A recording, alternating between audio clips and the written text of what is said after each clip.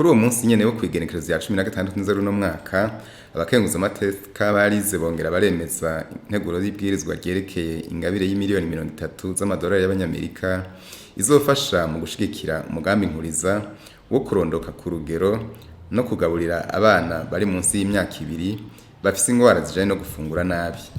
Umushikiranganje w'amagara y'abantu no kurwanya ikiza ruhonyanganda sida Tade Ndikumana niwe yari yaserukiye leta kugira ngo asigure imvo n'imvano iyo nteguro y'ibwirizwa. Nk'uko uwo mushikiranganje yabishikirije, iyo ngabire y'imiliyoni 30 z'amadolari y'abanyamerika ikazotangwa n'ishirahamwe mpuzamakungu riraba ibijanye n'iterambere Association Internationale de Développement ida mu mpfunyapfunya. Uwo mugambi nkuriza ukazorangurirwa mu ntara za Bubanza, Cibitoke, Cankuzo, Makamba, Kirundo na Muyinga. Integuro y'itegeko twazanye ni ingabire nkuko mubibona yasinywe na leta y'u Burundi tariki 19 z'ukwicenda 2019 byakozwe n'umushikiranganje w'ikiga ca leta kuko ari asanzwe aserukira leta imbere y'ikigega c'isi yose Banki Mondiale. Rero nkuko mubizi leta y'u Burundi yashizeho umugambi PND w'imyaka 10 kisaba yuko ubushikiranganje bwose bwo kwitunganya kugira ngo bushire imigambi ijanye n'ibisata biburaba. Twere twaciye dushira umugambi w'imyaka 5 iterambere ry'amagara meza y'abene igihugu. Duheje rero twaciye dushikiriza uwo mugambi turekana bimwe leta yashize imbere, niho rero twaca twandika umugambi tushikiriza Banki Mondiale. Umugambi rero uje gufasha kuko muri uwo mugambi wa leta w'iterambere ry'amagara meza y'abene igihugu twashizemo uruhara rw'umene igihugu.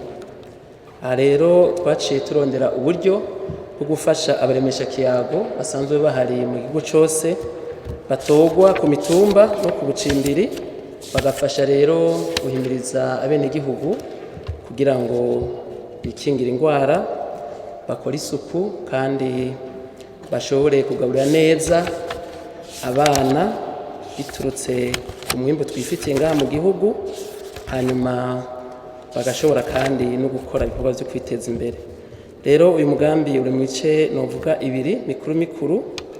Hariho ibikorwa biraba gushigikira igikorwa c'abaremesha kiyago nabo twita aba mama rimyere, ni abapfaso n'imboneza baba batuye ku mitumba bafasha nk'iyo mu kibano hariho umwana afise ingorane canke umuvyeyi agire yibaruke barabafasha.